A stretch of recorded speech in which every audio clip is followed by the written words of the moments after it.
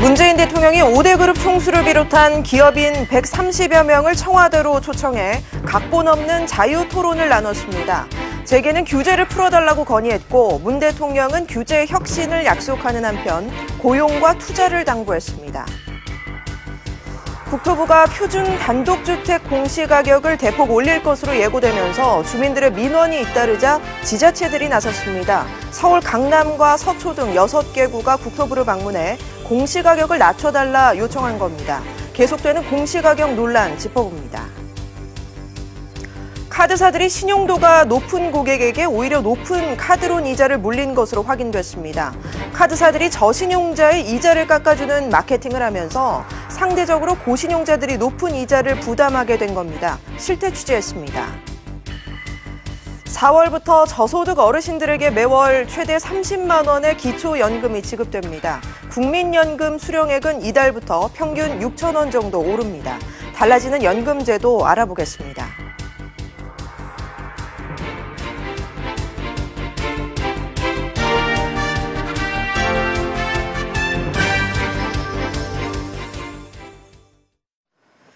여러분 안녕하십니까? 문재인 대통령이 기업인들을 청와대로 초청하며 경제 행보를 이어갔습니다. 각본 없이 자유롭게 논의하는 타운홀 미팅에서 문 대통령은 규제 혁신을 약속했습니다. 먼저 취재기자를 전화로 연결합니다. 윤지혜 기자. 네, 윤지혜입니다. 네, 오늘 타운홀 미팅 어떻게 진행됐습니까? 네, 기업인 130여 명은 2시에 청와대에서 문재인 대통령을 만났습니다. 이후 박용만 대한상인 회장 사회로 65분가량 토론이 진행됐는데요. 타운홀 미팅, 즉 자유롭게 토론하는 방식으로 기업인들은 가감없이 의견을 말했습니다. 네, 경제인들 누가 참석했습니까? 네, 경제인 중에서는 대기업 22국과 중견기업 39곳, 지역상의 회장단 등 130여 명이 참석했습니다. 현 정부 들어서 5대 그룹 총수가 함께 청와대로 초대된 것은 이번이 처음입니다.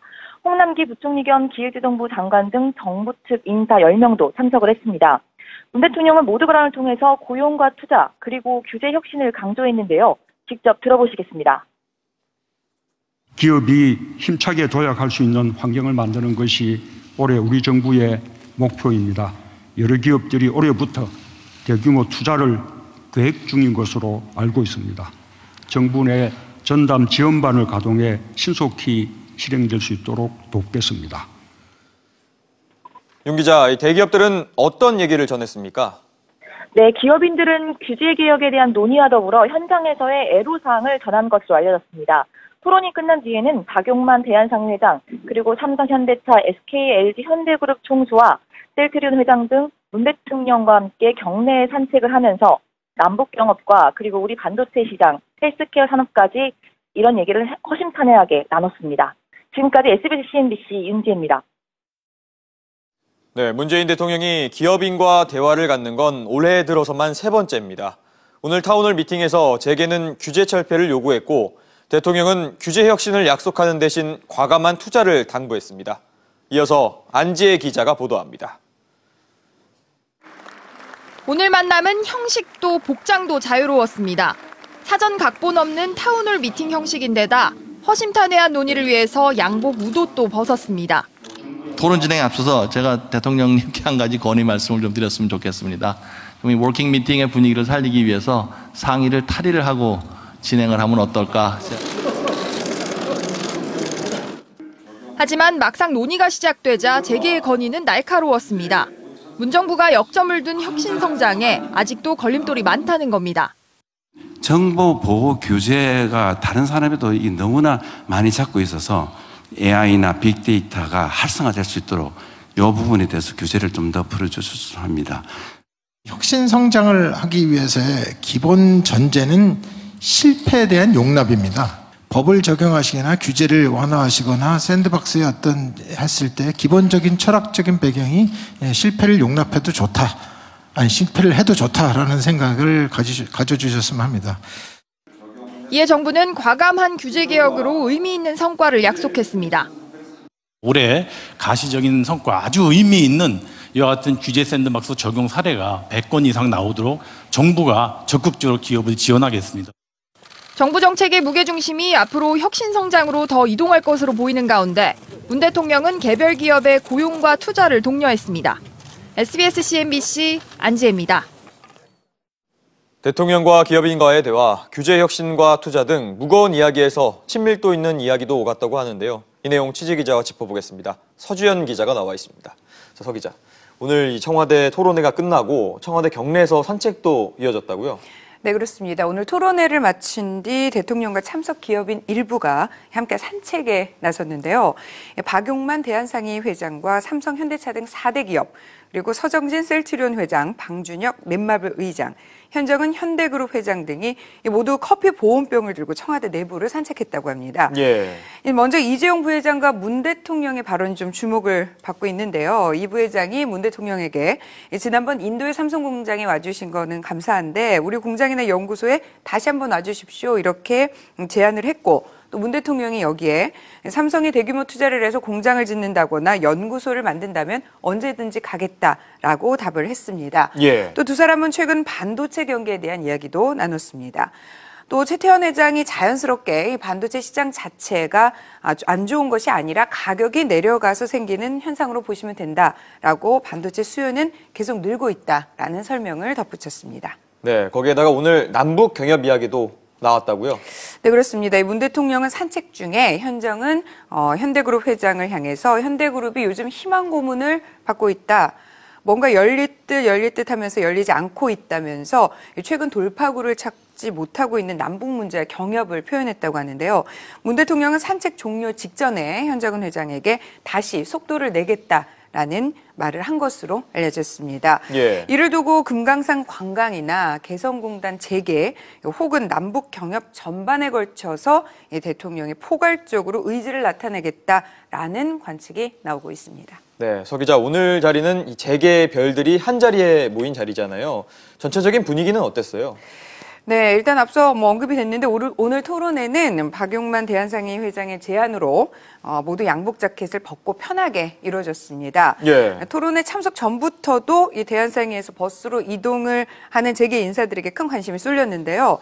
점심시간을 마친 직장인들이 이 재계 인사들이 이렇게 한자리에 모인 좀 이례적인 모습을 보고는 뭐 스마트폰으로 사진을 찍는다거나 이런 인파가 몰리는 그런 모습이 연출되기도 했습니다. 예. 이렇게 재계 총수가 버스를 타고 또 재킷을 벗고 대통령과 토론하고 커피를 마시면서 대화를 나누는 그런 모습들이 그동안 재계와 정부 간에 보이지 않던 이 벽이 상당 부분 허물어진 것이 아니냐라는 평가도 나오고 있습니다.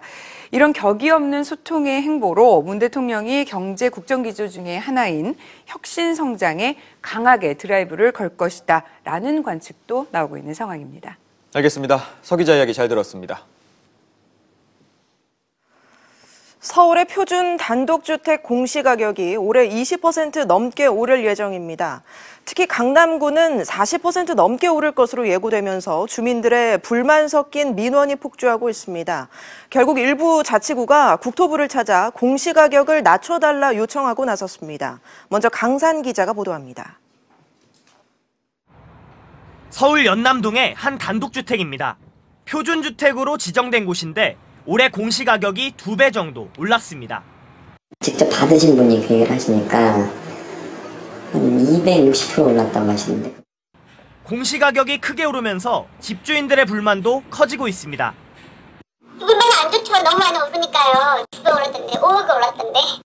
지금 저희도 지금 많이 오르면 어떨까 이런 걱정은 하고 있는 급격하게 오르니까 당연히 원주민들은 세입 부담이 당연히 있으시겠죠.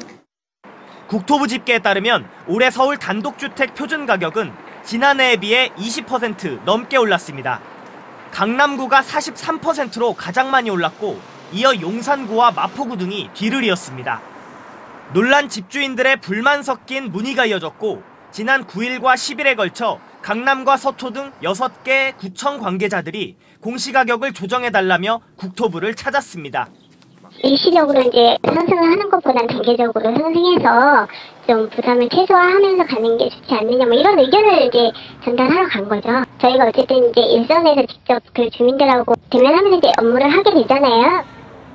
국토부는 민원이 많아지자 의례적으로 방문한 것으로 보인다며 공시가격이 급등할 우려가 있는 지자체에서 연례 행사처럼 국토부를 찾는다고 설명했습니다.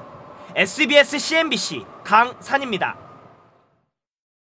네, 지자체들의 반발로 이어지고 있는 공시가격 논란, 취재기자와 조금 더 자세히 짚어보겠습니다. 황인표 기자가 나와 있습니다. 황 기자, 네. 자치구가 주민들 민원 때문에 국토부를 찾아가는 건 흔한 일은 아닌 것 같은데 일단 단독주택 공시가격이 유독 많이 올랐다는 얘기가 나오는데 네네. 정말 얼마나 올랐습니까? 예, 그동안 단독주택의 시세 반영률이 아파트에 비해서 크게 낮았던 건 사실입니다. 일반적으로 그 아파트가 시세의 70%가 공시가격이라면 단독주택은 50% 미만이었는데요. 똑같이 10억 원이라고 하더라도 아파트는 7억 원에 대해서 단독주택은 5억 원에 대해서 그동안 보유세를 내왔다고 보시면 됩니다. 네. 이렇게 불균형이 있으니까 이거를 해소하고자 이번에 단독주택에 대해서 이 공시가격을 크게 올리게 된 거고 앞서 보신 것처럼 뭐 서울 같은 경우 20% 넘게 올라가게 됐습니다. 주민들 항의가 많았다고 한 자치구들 보면 강남과 마포, 이 종로 등 주로 고가의 단독주택들이 많이 몰려있는 곳들입니다. 이 고가 단독주택의 경우 거래 자체가 많지 않아서 시세를 제대로 파악하기 어렵다 보니까 그동안 주목구구식으로 감정평가가 이루어져 온 게 사실입니다. 한 조사에 따르면 이 공시가격 11억 원이 넘는 고가 단독주택의 시세 반영률은 보시는 것처럼 겨우 21%로 나타났습니다. 그러니까 원래 내야 할 세금의 5분의 1 정도만 그동안 내고 있었다 이런 얘기입니다. 주민들이 이렇게 반발하고 있는 데 대해서 국토부는 어떤 입장인가요? 네, 현재 표준주택 공시가격은 확정된 게 아니다 이런 입장을 내놨는데요. 이게 얼핏 들으면은 반발을 고려해서 좀 가격을 낮춰줄 수 있다 이런 얘기로도 들리지만 네. 이 국토부가 계속해서 이 고가의 땅과 단독주택에 대해서 표준 가격을 올리겠다고 밝혀온 만큼 이 갑작스러운 인하는 없을 것으로 보입니다. 이미 집주인 의견을 듣는 건 지난 7일로 끝났고요. 앞으로 열흘 그러니까 오는 25일이 되면 이 표준 단독주택 22만 가구에 대해서 이 공시가격이 확정되고 발표가 됩니다. 그 이후에 전국 지자체가 이걸 기준점을 삼아서 나머지 396만 개별 단독주택에 대해서 공시가격을 발표하게 됩니다. 4월이 되면 아파트 공시가격도 공개가 되죠? 네, 그 단독주택 같은 경우는 뭐 400만 원가 좀 넘는 수준이지만 아파트는 1,300만 가구거든요. 네. 공시가격 인상에 따른 영향을 더 많은 사람들이 받게 될 것으로 보이는데요. 특히 지난해 서울 아파트가 8% 넘게 올라서 12년 만에 가장 높은 상승률을 보였습니다. 공시가격 역시 이에 따라 상승이 불가피하고요. 특히 이 공시가격 9억 원, 그러니까 시세로는 한 12억 원 정도 되는 아파트들인데 이런 아파트들의 경우 이 종합부동산세도 내야 합니다. 강남권 등 그 지난해 아파트 가격이 크게 오른 지역을 중심으로 이 종부세도 이 추가로 내야 될 아파트들이 크게 늘어날 것으로 보입니다.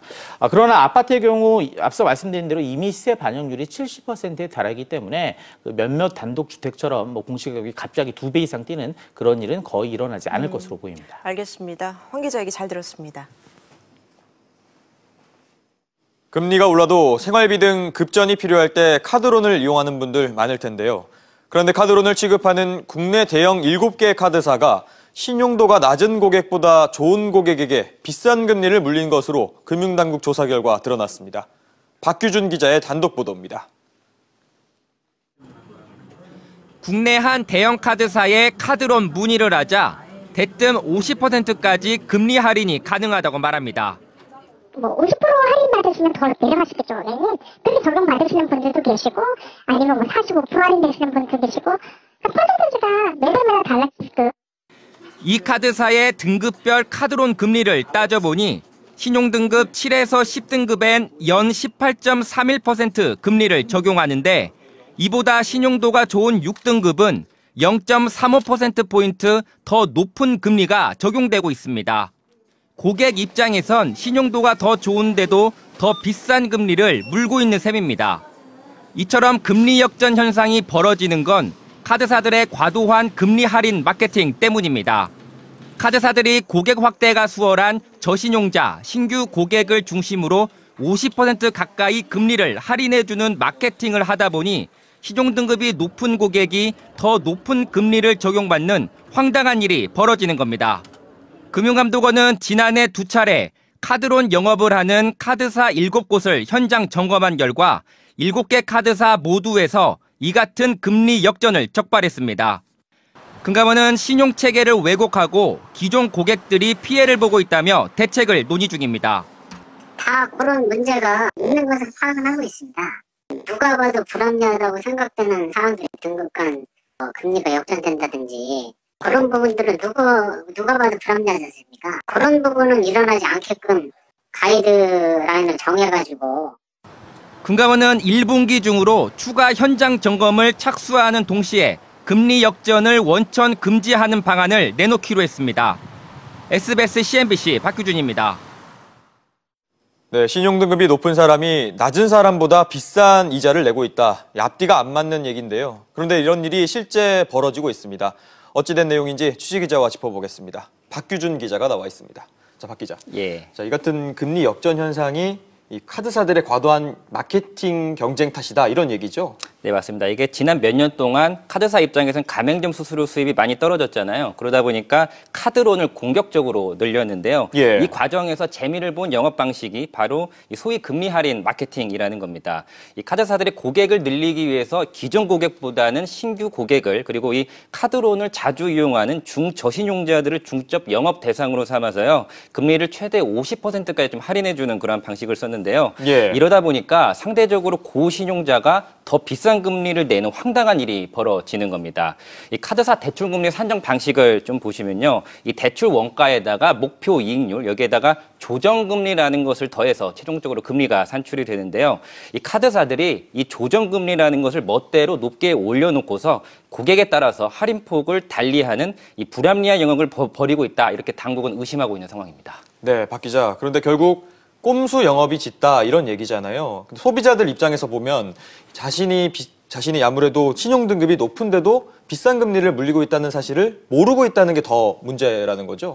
네, 맞습니다. 이 금리 할인 마케팅이라는 거는 카드사에 따라서는 매달 이 카드론 한도와 이자가 나올 때요, 본인이 금리 할인 대상자인지 아닌지도 함께 개별적으로 공지가 되는데요. 이게 아무래도 개별적으로 마케팅이 이루어지기 때문에 내가 신용도가 더 좋은데 더 비싼 금리를 내고 있는지 고객이 알 방법이 없습니다. 예. 카드사 관계자와 전문가 이야기를 한번 이어서 들어보시겠습니다.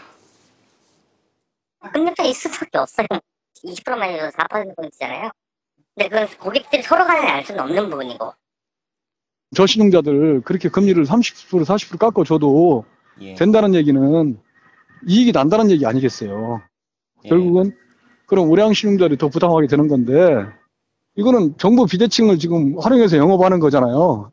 고객은 모르고 카드사는 알고. 네, 여기서 또 궁금한 게 금융당국의 대응책이 있는지도 궁금한데 어떻습니까? 네, 이 당국의 입장은 분명합니다. 우리가 백화점 가면 가격 할인 영업을 하듯이 사실 금리 할인 마케팅이라는 것도 그 자체는 문제 삼을 수 없다는 입장인데요. 예. 왜냐하면 이것까지 하지 말라고 못하게 막아버리면 과도한 영업 규제가 될 수 있다는 겁니다. 하지만 이런 금리 할인 마케팅이 금리 역전으로 이어지는 것만은 막겠다, 이게 당국의 분명한 원칙입니다. 그래서 이 지난해 9월 금감원은 카드사 7곳과 이 여신금융협회와 함께 TF를 구성을 했고요. 늦어도 이 TF에서 3월까지는 이 상시적으로 이루어지는 금리 할인 마케팅을 횟수를 제한하는 등의 방식을 포함해서 금리 역전을 원천적으로 막는 가이드라인을 내놓기로 했습니다. 네, 알겠습니다. 박 기자 이야기 잘 들었습니다. 오늘부터 연말정산이 시작됐습니다. 올해부터는 책이나 공연 비용도 공제 대상인데 경우에 따라선 공제를 못 받는 경우도 있다고 합니다. 놓치기 쉬운 연말정산 내용들 이광우 기자가 알려드립니다.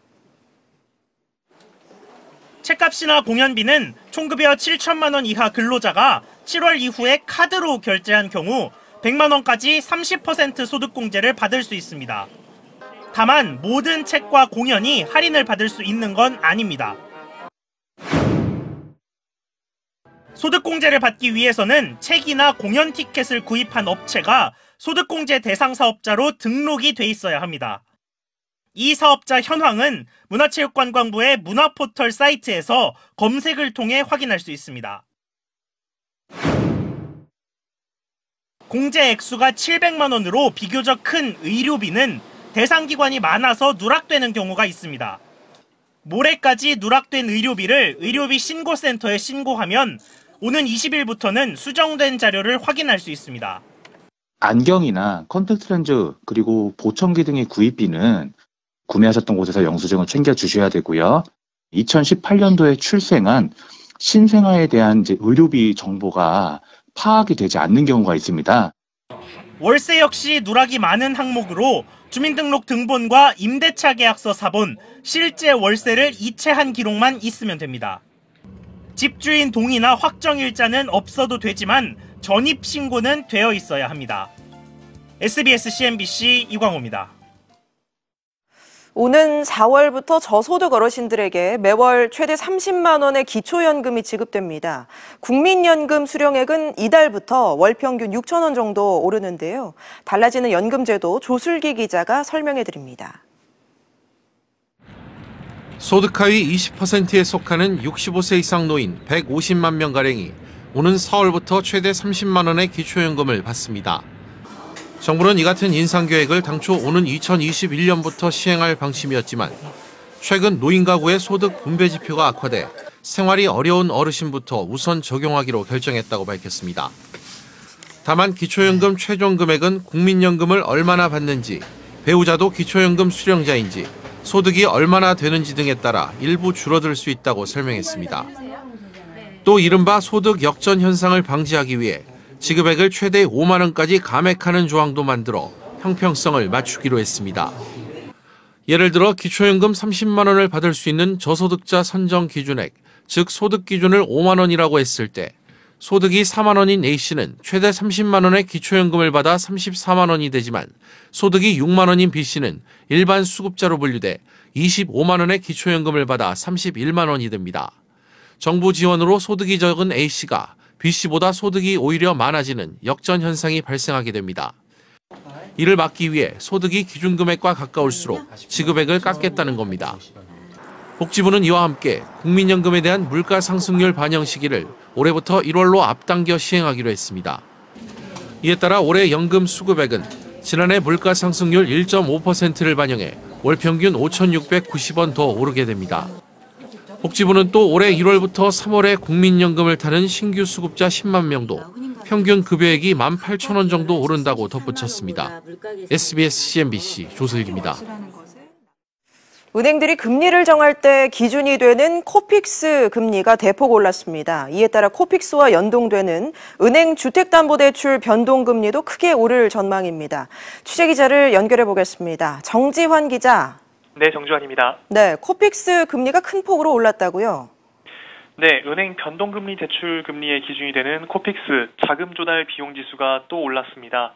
은행연합회에 따르면 지난달 잔액 기준 코픽스 금리가 1.99%로 한 달 전보다 0.04%포인트 올랐는데요. 2017년 8월 이후 16개월 연속 상승세입니다. 신규 기준으로는 2.04%로 한 달 전보다 0.08%포인트 올랐는데 지난 8월 이후 4개월 연속 상승입니다. 코픽스 금리가 상승한 것은 지난해 11월 말 한국은행이 기준금리를 1.75%로 0.25%포인트 인상하며 12월 은행의 자금 조달 비용이 증가했기 때문으로 분석됩니다. 코픽스는 국내 8개 은행이 조달한 주요 수신 상품을 가중 평균한 값입니다. 네, 코픽스 금리가 올랐으니 대출 금리도 오르게 될 텐데 얼마나 오를까요? 네, 은행의 코픽스 연동대출 금리는 다른 변수가 없을 경우 잔액 기준 0.04%포인트 뛰는데요. 이에 따라 주택담보대출 금리가 연 5%대에 바짝 다가서게 됐습니다. 다만 구체적인 인상폭은 각 은행별로 코픽스가 적용된 변동금리를 확인해야 하는데요. 현재 잔액 기준 코픽스 연동 주택담보대출 금리는 은행별로 다소 차이가 있지만 최소 연 3.25%에서 최고 4.82% 사이입니다. 다른 변수가 없다면 여기서 코픽스 인상분을 반영해 금리가 0.04%포인트 더 오르는 겁니다. 가계대출의 70%가 시중금리에 영향을 받는 변동금리 상품인 만큼 가계의 이자 부담이 더 커질 것으로 보입니다. 지금까지 SBS CNBC 정주환입니다. 한국 토요타 자동차가 부당 광고를 한 혐의로 공정위의 제재를 받았습니다. 미국에서 우수한 안전평가를 받은 모델과 다른 차종을 출시하면서 마치 같은 모델인 것처럼 광고한 겁니다. 정광윤 기자입니다. 지난 2015년 출시된 토요타의 RAV4 SUV 차량입니다. 판매 카탈로그엔 미국 고속도로 보험협회가 실시한 안전평가에서 전 항목 최우수 등급을 획득해 가장 안전한 차량에 선정됐다고 표기되어 있습니다. 하지만 국내 출시 모델은 같은 차종이 아니었습니다. 국내 출시 RAV4 차량의 경우 미국 판매 차량과 달리 안전보강제 브레킷이 장착되지 않았기 때문에 미국 고속도로 안전보험협회의 최고안전 차량에 선정될 수 없는 차량입니다. 한국 토요타는 카탈로그의 맨 뒷장에 국내 출시 모델 사양과 차이가 있을 수 있다고 작은 글씨로 써놓았습니다. 문구를 확인했더라도 전면에 나온 광고를 본 뒤 국내 출시 차량과 미국 출시 차량이 다를 수 있다고 판단하기는 사실상 불가능합니다. 실제 제품이 약간 다를 수 있다. 이 문구를 넣었다고 해서 모든 경우에 다 면제부가 주어지는 것이 아니라 어떤 핵심적인 부분에 있어서 소비자로 하여금 잘못된 판단을 하게 할 우려가 있는 표시 광고였다면은 해당 모델을 판매해 한국 토요타가 올린 매출은 1,000억 원가량으로 추산됩니다. 공정거래위원회는 표시광고법 위반 혐의로 한국 토요타에 광고 중지 명령을 내리고 8억 원의 과징금을 부과했습니다. SBS CNBC 정광윤입니다. 흔히들 문자 텍스트 시대가 지나가고 요즘을 영상 시대라고 합니다. 그런 사례가 하나 더 생겼는데요. 우편이나 이메일로 받던 요금 청구서를 이젠 영상으로 받아볼 수 있게 됩니다. 김현우 기자입니다. 지금부터 1월 휴대폰 요금을 안내해드리겠습니다. 1월의 청구 요금은 28만 6,240원입니다. 화면에 휴대폰 요금 내역과 요금제 혜택, 결합 상품 내용이 나오고 나레이터가 친절하게 설명해 줍니다. LG U+가 이번 달부터 시작하는 통신요금 영상 청구서 서비스입니다. 그동안 우편, 이메일, 모바일 앱 등 다른 형태로 청구서가 전해졌지만 귀찮다는 이유 등으로 읽지 않는 이용자는 많아졌습니다. 이처럼 읽는 것보다 보고 듣는 데 익숙해진 세대에게 영상 청구서는 더 각광받을 것으로 기대됩니다. 많은 청구서 내용들이 고객들이 이해하시기 어려운 용어들, 통신사 관점의 용어들로 많이 되어 있고요. 그래서 그런 부분들을 쉽게 풀어서 설명드리는 형태로 청구서를 만들었기 때문에 LG U+는 영상 청구서 서비스로 요금제 내용이 잘 전달되면 콜센터 문의가 하루 1,000건 정도 줄어 대기 시간이 짧아지는 효과를 기대했습니다. LG U+에서 성과가 좋으면 텍스트 대신 영상 청구서를 도입하는 기업들은 더 늘어날 것으로 예상됩니다. SBS CNBC 김현우입니다.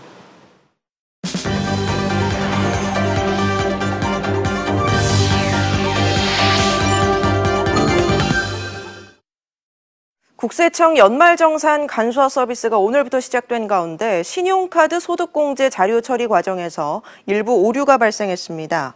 국세청은 신용카드 증빙이 포함된 PDF 파일이 원천징수 의무자인 회사 시스템에 등록되지 않아 문제가 발생했다고 밝혔습니다. 국세청은 오전 11시 반쯤 오류를 바로잡았지만 이전의 파일을 받은 납세자들이 다시 파일을 내려받을 것을 권고했습니다. 검찰이 가습기 살균제를 제조 유통한 SK케미칼과 애경산업, 이마트 등에 대한 수사를 본격 재개했습니다. 검찰은 오늘 이들 기업에 대한 압수수색을 진행해 제품 원료 정보와 판매 자료 등을 확보했습니다. 앞서 이들 기업에 대한 수사는 가습기 살균제 원료인 CMIT와 MIT 인체 유해성이 확인되지 않아 사실상 중단됐다가 지난해 11월 환경부의 연구 자료 제출로 다시 활기를 띠기 시작했습니다.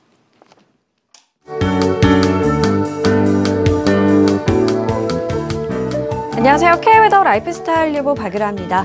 현재도 먼지 농도가 나쁨 단계로 전국의 대기질이 매우 탁합니다. 희뿌연 먼지로 시야도 답답하고 숨도 제대로 쉬기 어려운데요. 하지만 오후부터는 찬바람이 미세먼지를 밀어내면서 차츰 보통 수준을 회복하겠습니다. 다만 날이 추워집니다. 기온이 급격하게 떨어지면서 반짝 한파가 찾아오겠는데요. 밤사이 기온이 영하 10도 안팎으로 크게 내려가겠고 한낮에도 영하권에 머물겠습니다. 내일은 따뜻한 옷차림을 하시는 게 좋겠습니다. 현재 전국이 가끔 구름만 지나고 있고요. 강원 영서와 충청도, 전북에는 산발적으로 눈발이 흩날리고 있는데요. 밤이면 대부분 그치겠습니다. 내일은 중국 중부지방에서 남동진하는 고기압의 영향을 받다가 그 가장자리에 들겠습니다. 중부지방 막다가 차츰 구름의 양이 늘겠습니다. 아침 기온 영하 10도 선까지 내려가겠고 한낮에도 영하의 추위를 보이겠습니다. 동해안 대기가 건조하겠고 해안과 산지로 바람까지 강하게 불겠습니다. 울릉도는 아침까지 최고 5cm의 눈이 오겠습니다. 새벽부터 전라 서해안과 제주도로 눈이 시작되겠습니다. 전라 서해안은 낮에, 제주도는 모레까지 이어지겠습니다. 양이 많진 않겠습니다. 목요일부터는 다시 평년 기온을 웃돌며 추위가 누그러지겠습니다. 또 당분간 가끔 구름만 지나겠지만 주말에는 제주도와 남해안에 비나 눈이 내릴 전망입니다. 날씨였습니다. 뉴스프리즘 여기서 마치겠습니다. 편안한 저녁 보내시기 바랍니다. 고맙습니다.